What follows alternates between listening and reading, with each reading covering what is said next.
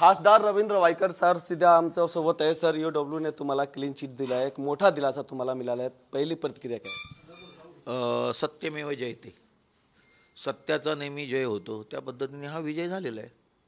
तुमच्यावर जे आरोप केले गेले होते आता क्लीन चिट मिळाले आहेत, ते आरोप कसं? त्यावेळेला देखील म्हटलं होतं की जे आरोप केलेले अत्यंत चुकीचे आहे. मध्ये देखील मी तेच म्हटलं आणि आता देखील तेच म्हणतोय मी की जे आरोप केले ते चुकीचे होते. संजय राऊतने ऑब्जेक्शन घेतले आहेत की याशिवाय काय होऊ शकतात, आता दाऊदला बाकी क्लीन चिट. बरोबर आहे, त्यांना काय बोलायचं ते बोलू शकतात.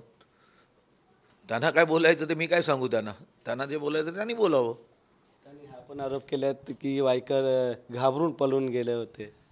काय करायचं, वेळ कशी असते आणि कशी कोणावर येते ते सांगू शकत नाही. आता तुम्हाला क्लीन चिट मिळाले आहेत सर, आता पुढचा पाऊल काय होणार? कारण तर बरेच आरोप तुम्हाला. क्लीन चिट ही सुप्रीम कोर्टामध्ये माझी केस असतानाच मिळालेली आहे. BMCने ॲफिडेविट केली आहे की आम्ही जी दिलेली लेटर आहे खोटं हे बरोबर नव्हती, आम्ही ते रेक्टिफाय करतो असं ते त्याच वेळेला दिलेलं आहे सुप्रीम कोर्टामुळे. त्यामुळे आज क्लीन चिट नाही मिळाली आणि वेळ केला आहे, ती सुप्रीम कोर्टानेच मला ऑलरेडी दिलेली आहे.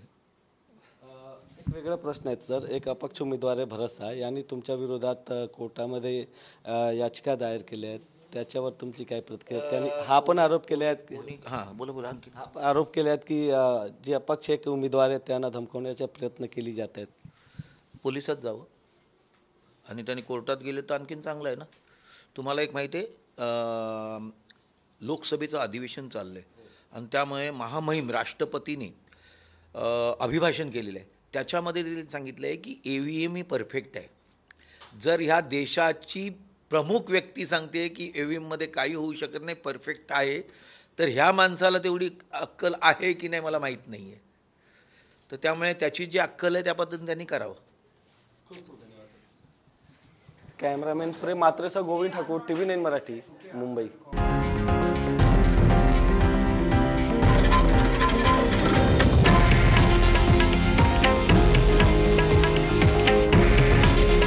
हे आहे देशातील नंबर 1 न्यूज नेटवर्क आणि आपण पाहत आहात TV9 मराठी.